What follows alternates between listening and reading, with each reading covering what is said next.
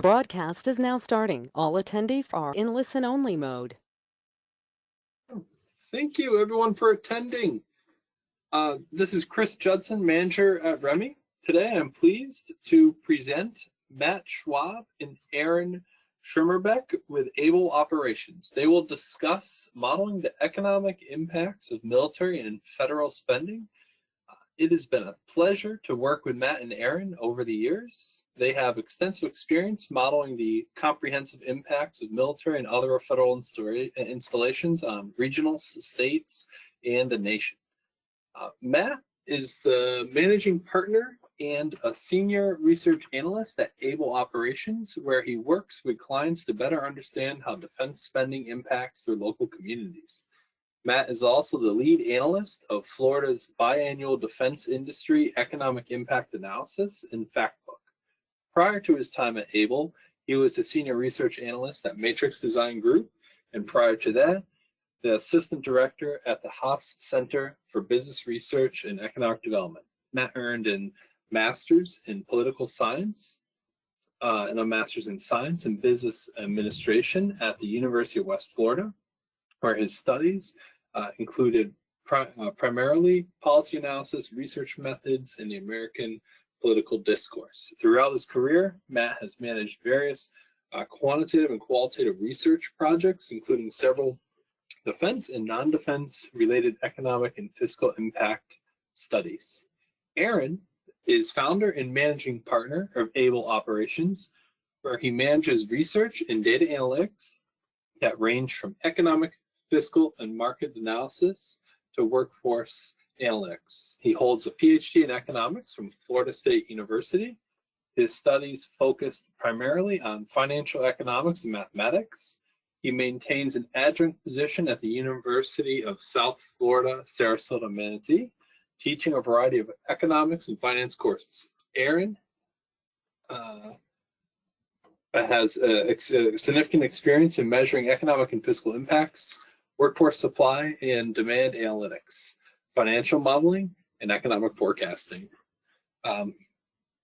Everyone, a few minor notes of housekeeping. If you have any questions or comments, please submit them through the questions window. We will answer your questions at the conclusion of the presenters' presentations, and we certainly encourage questions, and we look forward to having some active dialogue with the participants today. Thank you. No further ado, Matt and Aaron, the floor is yours. Well, thank you, Chris. My name is Matt Schwab, as Chris had mentioned. My partner and I are managing partners for Able Operations. And both Aaron and I have had significant experience really over the last decade working together on specifically, well, not just specifically, but what we'll talk about today is really looking at the economic implications of regional military and federal spending. As Chris had mentioned, we work with several states across the nation and looking at both their state economies as well as specific regions, depending on the client. And over that course, it's really been an eye-opening experience to really truly get a feel and understanding of how federal spending really impacts states and communities across the nation. So with that, today we wanted to take a few minutes here to talk about the economic implications of regional military and federal spending, and really look at a project that we just wrapped up late last year. And this was working with the state of Ohio, specifically JobsOhio and the Dayton Development Coalition. So a little bit of background of Ohio.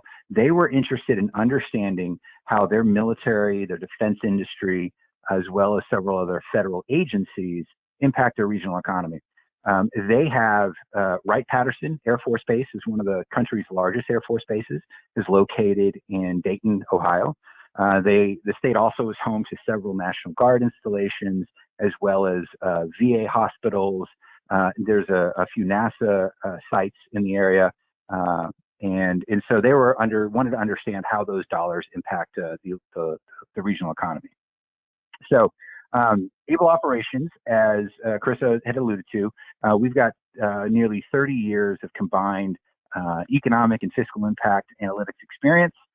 We specialize in workforce and economic development analytics and strategic planning. We also look at commercial real estate analytics, feasibility studies, both related to the Department of Defense as well as other commercial endeavors. And so we're very happy here to be speaking with everyone today. And if anyone has any further questions as we move forward with this, once we get off the presentation today, please feel free to reach out to Aaron or I, shoot us an email, give us a call. I'll have all of our contact information on the back of the slide here, and I'm sure Chris will be sharing that information in the days to come. So with that said, let's get right into the presentation. So what is an economic impact assessment? So there's several ways that we can go about estimating what economic impacts are of a certain type of spending event or economic event. For this particular study, and for several studies that we've done, we've utilized the REMI PI plus econometric model. That's a policy insight model. And there's other competitors out there and they do good jobs. But the real benefit of us using REMI is the underlying data that it affords us. It gives us historical, I think upwards to 20 years of historical industry and demographic data. It's a very detailed model. But what's really great about it is it gives us projections moving forward. So it helps us as well as our clients understand what's driving their economies and where those economies are projected to go into the future. So it's a very, very useful, very powerful tool. So you may be asking yourself, for some of you who aren't necessarily familiar with an economic impact study, what is that? So what this does, and REMI allows us to estimate this, it estimates the total economic effects, or what's called the multiplier effects of an economic phenomenon or a spending event. And in this particular case, that spending event is the DoD, the Department of Defense spending that flows through the state of Ohio, as well as additional federal agencies. And so those multipliers include direct, indirect, and induced economic effects. And essentially your direct effect is your initial spending effect. So if we were to say the DoD spends $8 billion throughout the state of Ohio, that is your initial spending event. Now that comes in multiple buckets, as we'll get to later on in the presentation. But what these models allow us to capture is the indirect and induced effects. So we know that $8 billion as an example. Well, REMI allows us to look at what that supply chain is for that particular industry. And that's what we call the indirect effect, or the business-to-business transactions. But it's really the supply chain. So many folks in our communities, or many of our clients that we work with, want to understand who's doing business or what are the industries that are doing business with the defense sector.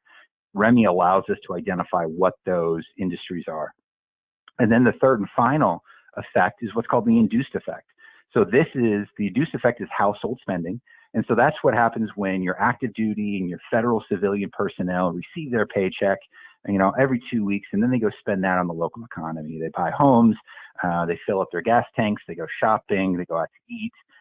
Everything they need to do to survive is essentially a household spending, or what we call an induced effect. Now, what's important here, and we'll talk about it in more detail as we move through the presentation, but what's important here is that each one of these effects generates different ripple effects or different multipliers. So, and it also depends on the region that you're looking at. So an indirect effect will be different in, say, the Dayton region than it would be in, say, the Columbus, Ohio region. And it really all depends on what your baseline economy has. What are the suppliers? Are they local? And are those dollars staying in the local region, or are they exported out of the region because they need to import goods and services to execute, say, a contract? So that's what we call the total economic effects. And we'll get to kind of how each effects are impacted through by defense spending. Now, we look at a couple of economic indicators. REMI allows us to do this. Now, the great thing about REMI is it's such a very detailed model. Sometimes our clients can get lost in that detail, and sometimes we can't. So we like to step back, and rather than just looking at the changes in, say, consumer consumption or productivity changes or things like that, we try to break this down as simple as we can. And so what we look at is how, say, direct spending of say, a military installation, in this case, let's say Wright-Patterson, how does that ripple through the economy and generate additional jobs? So we look at the total part and full-time jobs. We look at the total compensation that those jobs generate. And by compensation, we mean benefits and salaries, supplements to salaries, those sorts of things. We also like to look at, given the nature of government spending, we like to look at total personal income.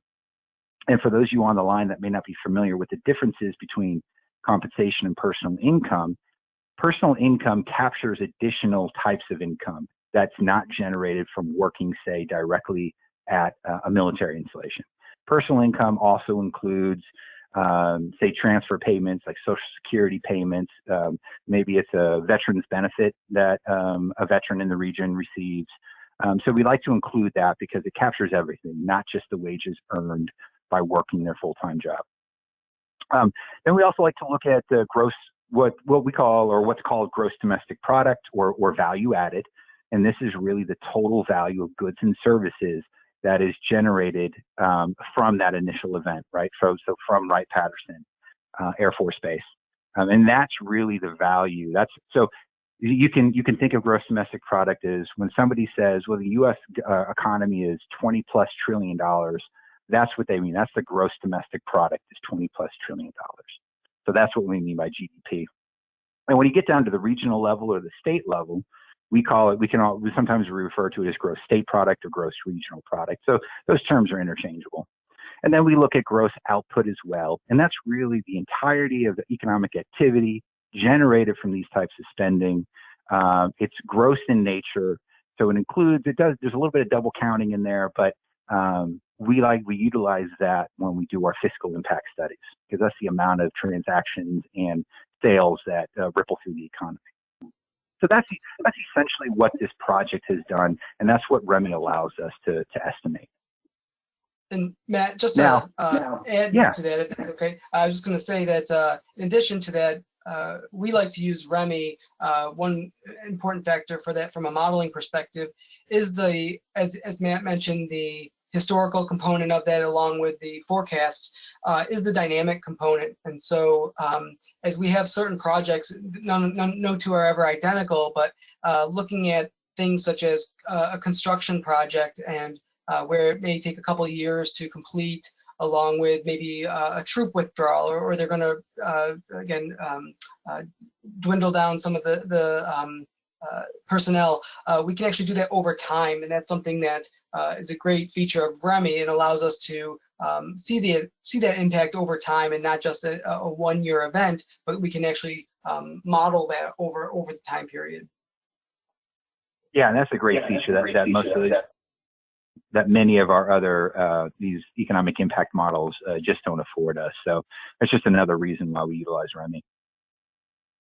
So now that we know what an economic impact assessment is and what we've utilized REMI to model, now we have to talk a little bit about, okay, well, what did we model, right? What are what we call spending flows? So what are the military and other federal agency spending flows that we capture? And we then thus utilize REMI to model those indirect and induced effects of. So we look at personnel compensation, again, that's salaries and benefits, of the active duty, National Guard, and federal civilian personnel that work in the state of Ohio. And we model it at the regional level. This particular REMI model was constructed utilizing, I believe it was 6 regions. Sometimes we utilize REMI to do it at the county level to get very detailed. And so really you can kind of adjust your regions any way you like. But we look at personnel compensation. We look at procurement contracts or defense-related or federal-related procurement contracts by place of performance. So in this particular case, we look at all the defense contracts that were performed in the state of Ohio, and we model those impacts of that. Then the third and final component is transfer payments. Now, transfer payments, these are essentially, that's kind of the fancy word for capturing federal benefits flowing to the veterans and the military retirees who reside in the region or reside in the state. And so these are benefits coming from the Department of Veterans Affairs, and that could be thought of as medical payments or thought of additional training. A lot of disabled veterans would get pensions or some form of compensation on a monthly basis. So all those dollars flow into the region and then ripple across the state for additional impact. So we look at those. We also look at military retirees. For those of you who may not be familiar with veterans, military retirees, or the defense sector, military retirees are those individuals, just like the name alludes, that have actually retired from the service. So these are typically your 20-plus year, 40 to 45-year-old individuals. If you just served a year, you're considered a veteran. So all military retirees are veterans, but not all veterans are military retirees. So that's an important distinction as we move through this, because those are separate spending flows. So there's no double counting when we look at it this way. So those are essentially the three spending flows that we model. And as we move through this, we'll talk a little bit more in detail that each one of these spending flows impacts the local economy differently. So personnel compensation will have different multipliers than, say, procurement contracts. And we'll talk a little bit in more detail here as we move forward. But between these three spending flows, that's how we, in this particular study, defined the defense economy. So now as we move forward, we'll just do a very quick kind of 30,000 foot. Our clients really love to see what's going on at the national level. So here we have defense overlays going all the way back to 1948. These are controlled for inflation, so these are 2022 dollars. So every year is comparable with each other. And as you can see, since the end of World War II, defense spending has been cyclical in nature. You've had your peaks and you've had your troughs. And I'd like to kind of really focus on here over the last decade, looking at 2010, 2012, 2014, you can see that was the most recent peak, and really the peak of defense spending since World War II. And that reached all the way above $800 billion, which is a sizable amount of money. Now, as a result of sequestration, or what's also known as the Budget Control Act of 2012, beginning in 2012, you really start to see that defense spending taper off. And in 2016, 2017, 2018 is really the trough of this last cycle. And that was a result of the federal mandate, the Budget Control of 2012, that required the federal government to slash their budgets by, I believe it was 10% a year across the board. So that act, that decline in defense spending really woke up a lot of communities. They realized how important those communities, the military installations, National Guard installations, their veterans and military retirees, how important they really are to their local economy. And not just for economic reasons, other intangibles as well, such as leadership, that sort of thing. It really woke folks up, and they put pressure on Congress, and Congress found a way, in addition to some of the geopolitical issues at the time, really found a way to get around the Budget Control Act and increase those dollars. And you can see that those dollars increasing in 2020 and 2022 as well. Now, we're not really sure where those dollars are going to go moving forward. We're in a kind of an odd economic environment. We've printed a lot of money and spent a lot of money over these last 2 years trying to get out of the pandemic. And how that's going to put pressure on federal and defense spending, I don't know if anyone really fully knows right now. So it'd be interesting to see how Congress responds to our current geopolitical environments. Remember, we've got wars in Ukraine, between Ukraine and Russia, which you can say what you want. It's probably more of a proxy war, right? We're spending a lot of money there. Then, of course, China. China is emerging. We've got issues with Taiwan potentially. So who knows where defense spending is going to go in the future. So moving forward, that's kind of the national outlays over time. And I want to show one more graphic, which I think is very interesting from an economic perspective. So what this chart lays out is going back to 1945. The blue line is defense spending as a percentage of total federal spending. And the red line is defense spending as a percentage of gross domestic product, or a percentage of the overall economy. So the blue line, as you can see, going back to 1945, just coming out of World War II, defense spending constituted roughly 90% of total federal spending back then. Now that's interesting to note, right? Because we see nowadays, as you've seen it decline to just over, somewhere between 10 and 15%, that's a result of our military, and keep in mind, our military spending has also increased over time, but that's a result of our growing economy. Our economy is much more diverse now, and our government, our federal government, is much larger than it was coming out of World War II. So they're spending a lot more money on elsewhere other than the DoD. But you do see peaks, right? So at the end of World War II, it dropped in the late 40s. It picked back up again during the Korean War, began to decline. You see another bump up in the late 60s and early 70s as a result of Vietnam. And then ever since then, you see it decline. You see some bumps depending on whether or not we've gone to war and depending on the fiscal situation. You can see that in the mid to late 80s. And then it continues to decline to where we see it today at between 10 and 15% federal spending.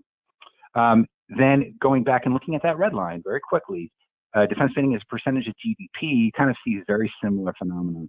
It peaked at about 40% of the overall economy and coming out of World War II. And come 2021, you're looking at about between 3 and 5% of the overall economy. And that's really where it's remained since the mid to late 90s.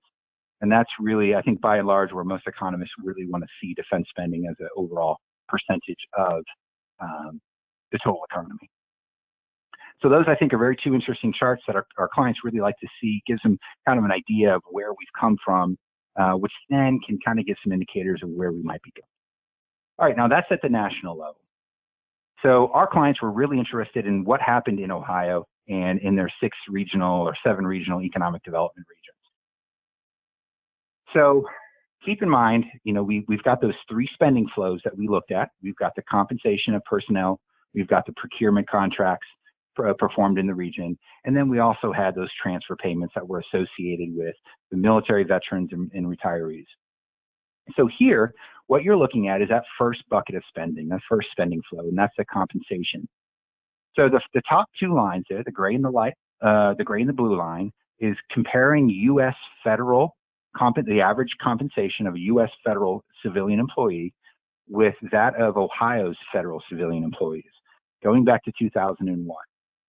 Now, in 2001, what this is saying is the blue line, which is the U.S. federal civilian average employee compensation, was nearly twice as much as the U.S. average worker. So these were high-paying jobs, right? You're making almost twice as much as what the average job was making. Now, there was a bit of a separation between Ohio and the U.S. back in 2001, the early 2000s, but over time, those 2 values have really converged, and they're roughly on par with one another. So those federal workers that are working in Ohio are making roughly the same amount as their counterparts across the nation. Now, when we look at just the military component, not the feds entirely, but just the military component, you're looking at the orange bar and the yellow bar.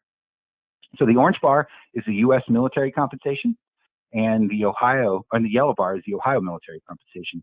So here you have a different story, right? There's definitely a big difference.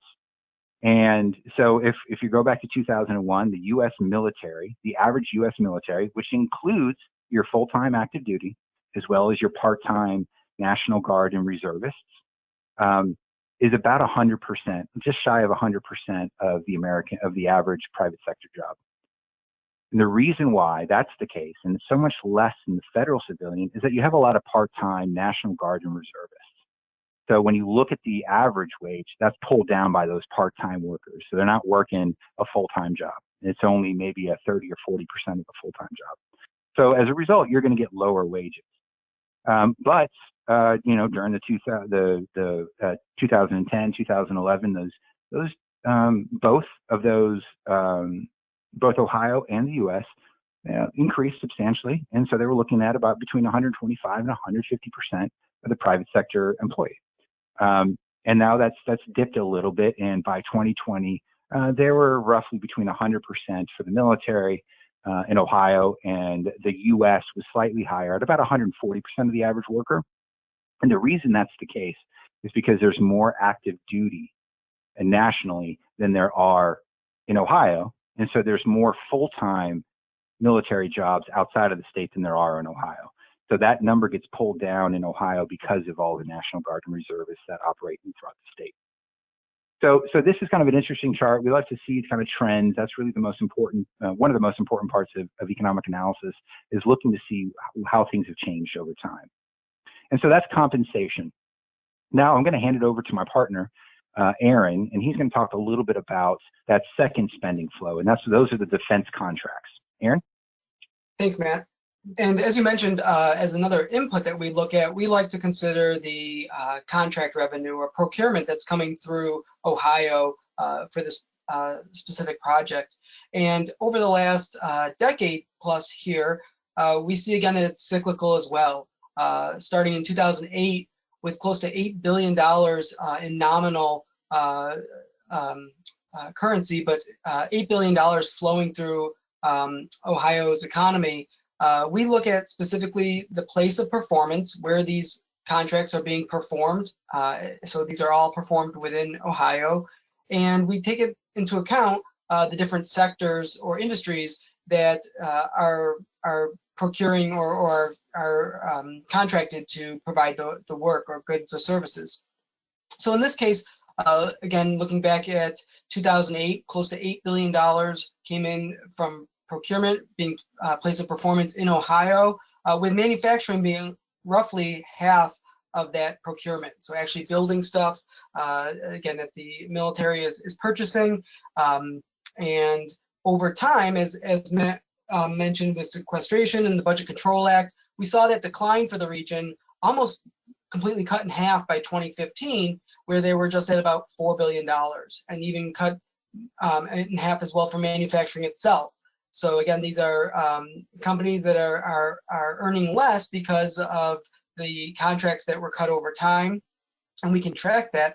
And then since then, as spending has increased, we're starting to get back up to, in 2020, close to that $8 billion mark from a nominal perspective again in 2020, with roughly $4 billion again in manufacturing and the actual building of goods delivered. And so we like to take it into account, as Matt mentioned, the trends and what's occurring here. They've seen a recent trend increasing in procurement and those goods and services that are being produced in Ohio for the military.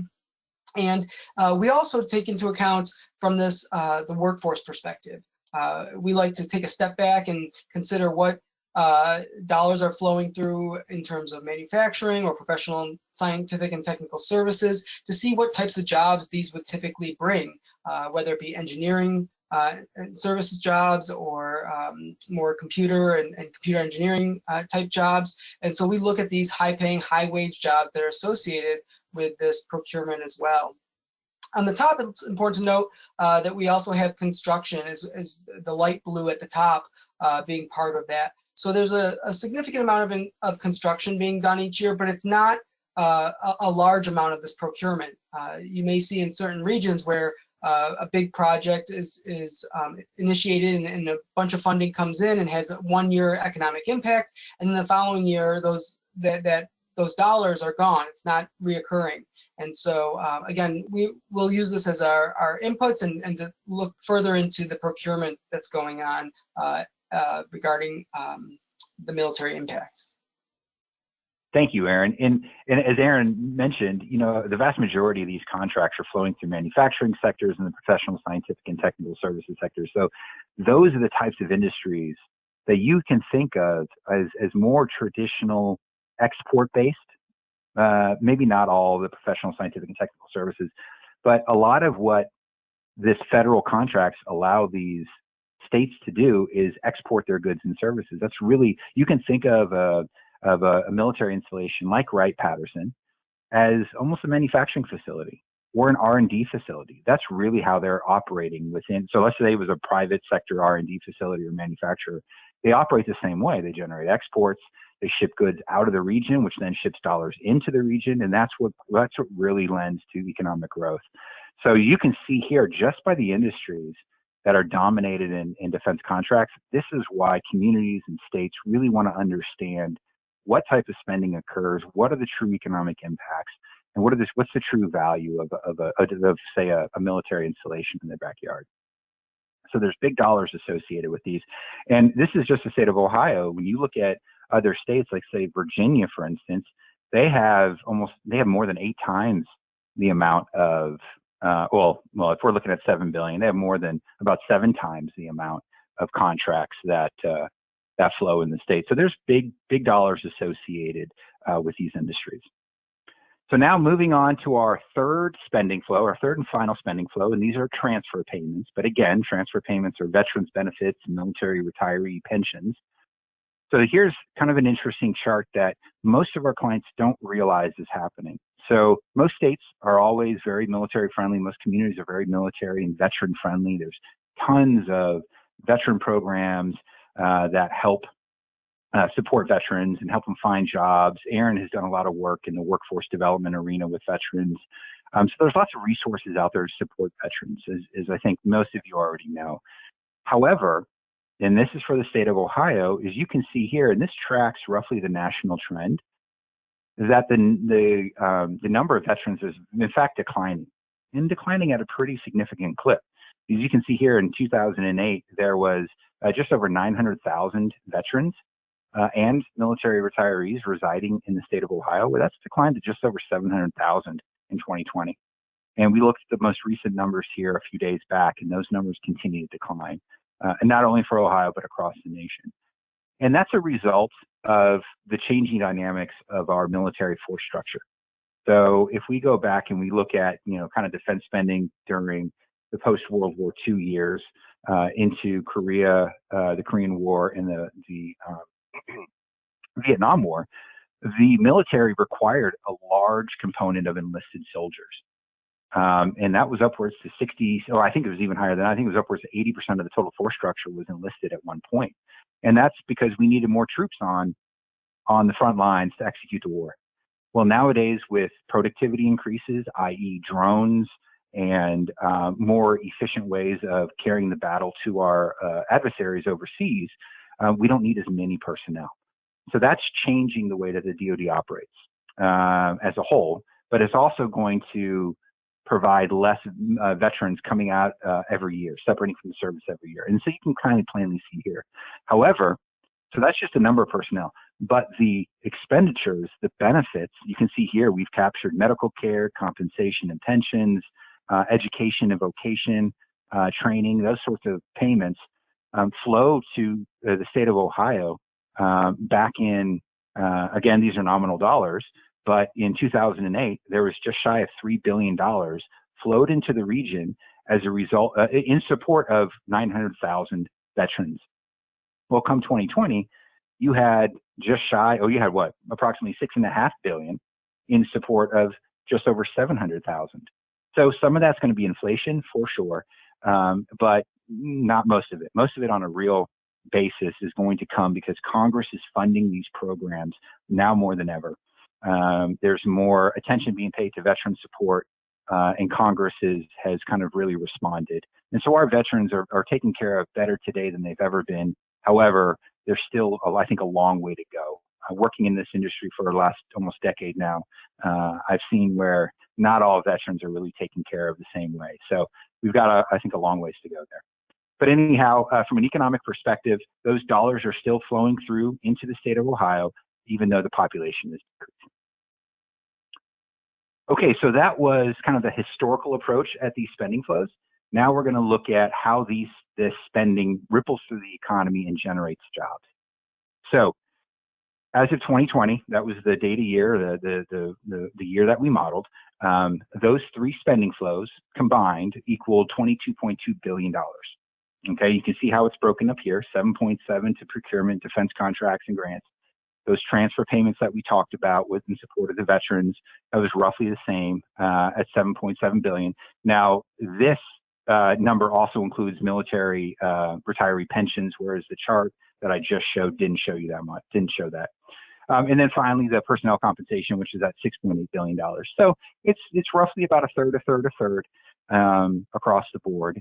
Now, the one thing that you'll notice as we go through looking at the state and regional economic impacts is that each region that we model is going to have a different mixture of defense contracts and transfer payments and personnel compensation. So therefore, a dollar that's spent in, say, one region is going to affect the makeup of that dollar is going to ripple through the economy differently in another region of Ohio. And you'll see that here in a second. So that 22.2 billion, and here's kind of just a graphic that we try to make it a little bit easier for folks who don't live in this world to understand. That 22.2 billion ripples through the Ohio economy in 2020. You can see all these different factors, and this is kind of the old traditional flow of money, right? The cycle of money, and Aaron could speak years on this as an instructor. But you can see here how it hits all these different factors, ripples through the economy, picks up additional spending, like we said, those indirect and induced effects, and it translates to roughly $40 billion of economic impact or impact to the gross state product or gross regional product. And that $40 billion in economic impact supports just over 380,000 jobs. And then you have, and this of course for the entire state, and then that gross output figure that we talked about was just shy of 70 billion. So you're looking at just under a 2 multiplier on average of military and federal spending as it ripples through the economy. And that $40 billion translates to about 6% of Ohio's economy. So the defense and federal sectors in the state of Ohio make up about 6% of Ohio's economy, which is a pretty significant number. When you look at other states like, say, Virginia, the Commonwealth of Virginia, that has one of the largest defense industries in the country, that makes up roughly 20% of their economy. And the reason is because, one, there's, a lot more than twice as much defense spending flowing into the Commonwealth. But the Commonwealth is also kind of a smaller economy. And so when you look at a percentage basis, it's going to make up a much larger component of that. So the military industry in Virginia is more important than it is in Ohio to those particular states, but still 6% for one industry is a substantial size. Now, that's the statewide economic impacts. Now we're looking at how this impacts the different regions. And so we've broke this up in 6 different regions. We've got Northeast Ohio, Western, Central, Southwest, Northwest, and Southeast. The Western region is home to Wright-Patterson, the only active duty military installation in the state. And so as a result, because it's a large installation, it has a lot of military veterans that live around it because of the services that are offered to them on the installation. They also have a lot of defense contractors, as you can imagine. And these contractors, given the mission of Wright-Patterson, these are research scientists, they're engineers, they are high-level, highly value-added employees. And so they generate larger economic impacts on a per-worker basis than you do see in, say, the Southeast region. So just if we look at that Western region, Wright-Patterson and all of the military spending that flows into that region supports, looking at that middle column, supports just over 103,000 total jobs, $11.6 billion in economic impact, and makes up about just over 17% of the region's economy. So the Dayton Development Coalition, which is the economic development arm of JobsOhio in Western Ohio, is very cognizant of how important their military and federal sectors are, because it's nearly a fifth of their overall economy. So they spend a lot of time protecting that installation, developing strategies to attract more missions to the region, which then generates larger economic impacts, as you can imagine. So as I mentioned before at one of our earlier slides, not all regions are impacted the same. And you can clearly see this when you look at the percentage of economy through each region. The Northwest region has the smallest percentage at just over 2.5%. And the Northwest and the Southeast regions, while only generating or supporting 18,000 and 16,300 respectively, they don't really have a lot of active duty personnel that live there. There's not a lot of defense contracts necessarily.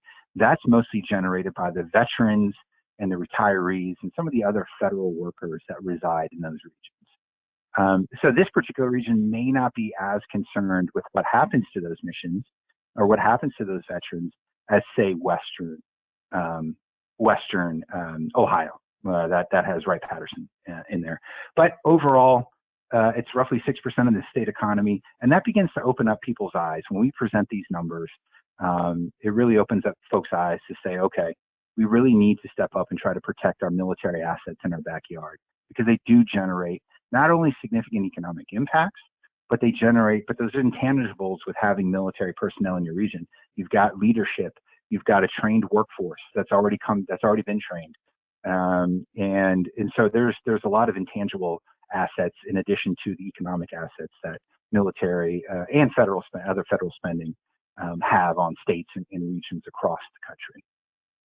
Aaron, with that, I do believe this is our last slide. Aaron, did you have any other comments before we wrap up here? No, I think that definitely was a great overview of the project, and I hope that gave some insight into how we look at the military impact. Yeah. All right. Well, thank you so much. And for those of you who are really astute and really paying attention to the numbers, I think you could notice if you look at the difference between your total jobs in the center there and your direct jobs, that those multipliers, right, are different for each region. And again, that's because the spending is made up a little bit differently. Your baseline economies are different in those regions. And so they just hold on to those dollars differently. And so that is one reason, one of the things that we help some of our clients, including Ohio, is we try to look at who those suppliers are. That's why it's so critical to look at these contracts to understand what are some comparable industries or industries that are complementary to the defense that could be attracted to the region. So there's a lot of economic development analyses that can come out of these economic impact statements as well. So with that, that's our presentation for the day. We got about 20 minutes left. There are contact information is on this final slide. Feel free to either write it down, snap a photo, but we'll also be sending these slides to everyone who participated today. And I think we'll open it up to questions. So Chris, I'll hand it back over to you. Thank you, Matt. Thank you, Aaron. Yes. So first question, and we get this a lot. Will a copy of these slides be available after the presentation? Yes, within a few business days, we'll have a copy on our website, and everyone will receive a follow-up email with a copy of the slide deck, as Matt indicated. Now, getting into maybe some of the more interesting questions about the presentation, Matt, if you could go back one slide. There was a comment on the 6%. So the 6% of the change in the economy, does that reflect the direct or does that reflect the total impact? Great question. Fantastic question. That is the total economic impact. So that's essentially that 40 billion that you're looking at the column before that, the 39.9 billion. That's essentially 6% of Ohio's economy. So that economic impact of about 40 billion represents 5.9 or 6% of the entire state economy. Wow. Thank you. How do you account for federal civilian workers at military installations? Yeah, that's a really good question. So all right, so we got some data nerds out here. So as I'm sure this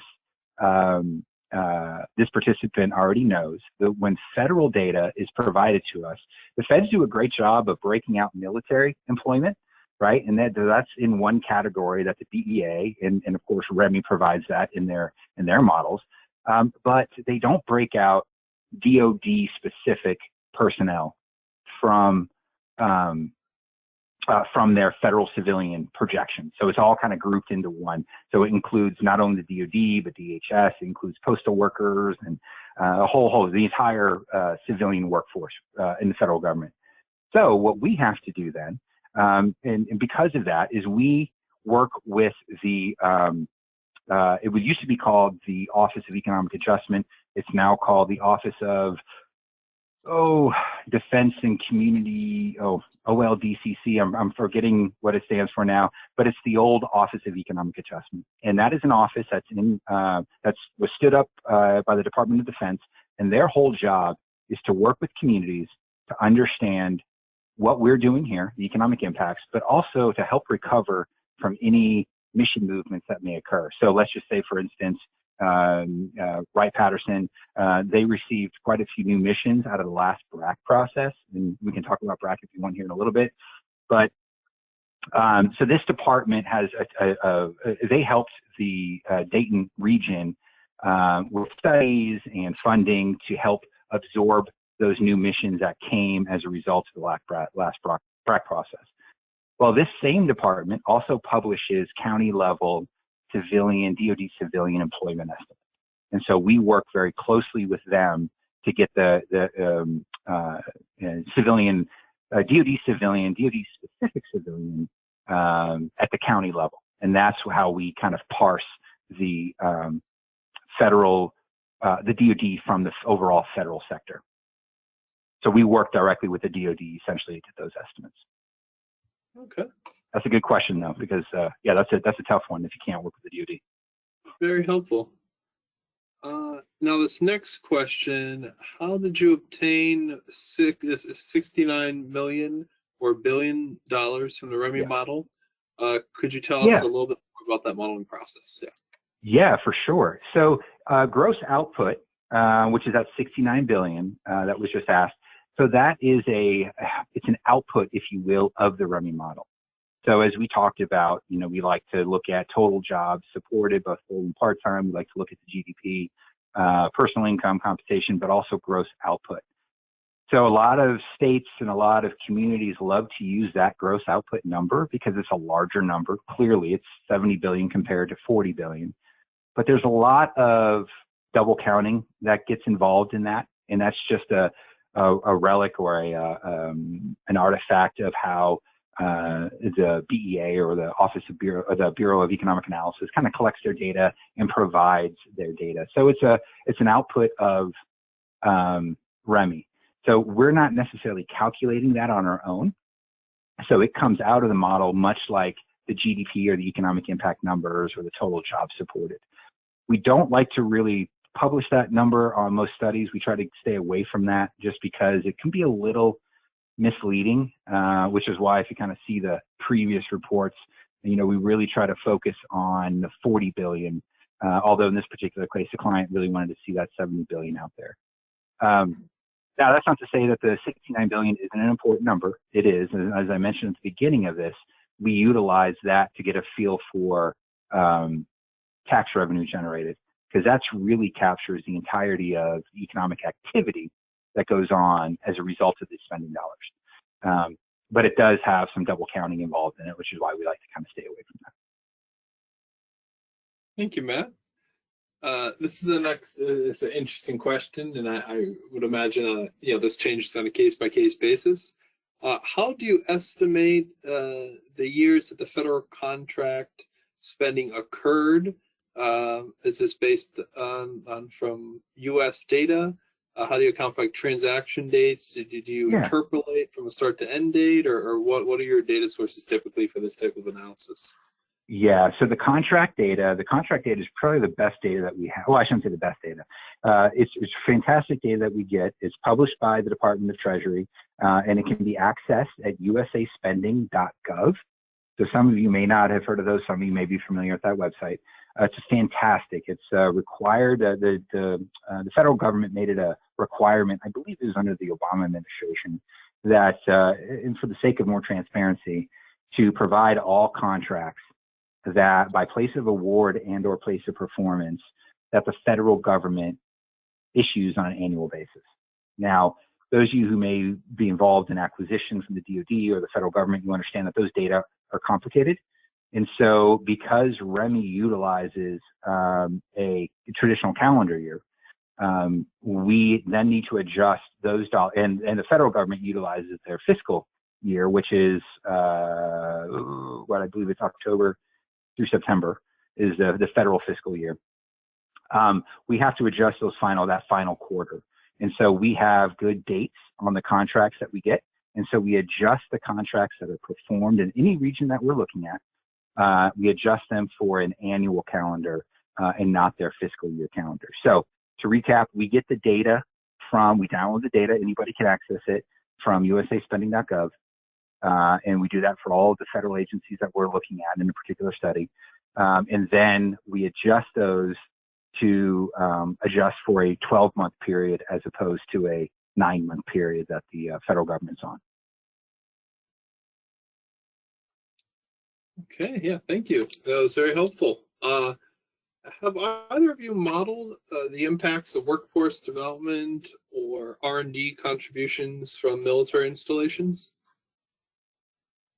So with respect to workforce, I could hand that over to my colleague. The reality is that, so we haven't looked at R&D specifically. So in other words, we didn't tease out the impacts of R&D contracts or R&D occupations, but they are inclusive in these overall numbers. So if a client wanted to know, let's just say they're working for the Dayton Development Coalition and they wanted to know, well, what's the RDT&E? And then for the DoD, RDT&E stands for Research, Development, Testing, and Evaluation. So there's only certain bases that have these types of contracts, and Wright-Patterson is one of those. And so we can identify of the contracts that are performed in the region, how much of those are RDT&E, how much of those are for manufacturing, how much of those are construction, and so on and so forth. So we can tease those data out of the information, but we did not do that here on this project. The client really wasn't interested in that. So that spending, those impacts are inclusive of the overall $40 billion impact. And then for Wright-Pat, that would be the Western region, the $11.6 billion economic impact. So a portion of that, it would be attributed to R&D. Interesting. Is it possible to show your input variables in any sort of direct employment, wholesale trade, transfer payment related information in terms of? So on our final report, and I'm not sure if our final report is public or not for this particular client. I can find out for you. But our final report has all of the policy variables that we utilized in REMI. Excuse me. It has all of those identified in the very back as an appendix. So we try to be as transparent as possible. Then, of course, for those of you who have used REMI, and for those who haven't, REMI is a very sophisticated model. And so depending on the type of data that you have at your disposal, you'll have to adjust those policy variables accordingly. And that way you don't overcount. And so we work, and even it gets really kind of very technical. So we work closely with REMI to get a feel for, hey, given this spending flow, how do we need to adjust the model per these policy variables to make sure we're not double counting. So REMI is always a fantastic, folks like Chris are fantastic to work with, and he's taught me a lot about the model along the way. So, but that's essentially what we do. We certainly have all the policy variables in our final report. I'll find out if those are public, and I'd be happy to send those over to you. And then, of course, there's several steps that we go from the time that we collect the data, the manipulation of the model or the adjustment of the model to the inputs of each policy variable. Great. Fantastic. Thank you, Matt and Aaron. Truly enjoyed the presentation. Again, everyone, within a few business days on our website, there should be a copy of the webinar recording and slides. We will also get a copy of the full report if available. And we will be in touch with an email, a copy of today's presentation. So thank you all for your time. Matt and Aaron, do you have any final words? I just want to say thank you to REMI for affording us the opportunity to present today, and thank you to all the participants that took time out of their busy schedules to sit in and listen. And please feel free, you all have my contact information here, or you will be having it in the next several days. Feel free to reach out to Aaron or I. Here's our cell phone numbers and our email addresses. We're happy to talk through specifics of either this project or a project that maybe you're working on, and maybe you just would like to get a third-party thoughts on how you go about doing that. We would love to talk to you about that. And it doesn't even necessarily need to be in the military or federal sector. We certainly work in other commercial industries as well. So thank you all very much for your time. Aaron, if do you have any final thoughts? I just wanted to thank REMI for this opportunity for the presentation. And again, if anything, please reach out to us. We're happy to help. Thank you, Chris. Great. Thank you all. Happy holidays. Okay. Happy holidays. Take care.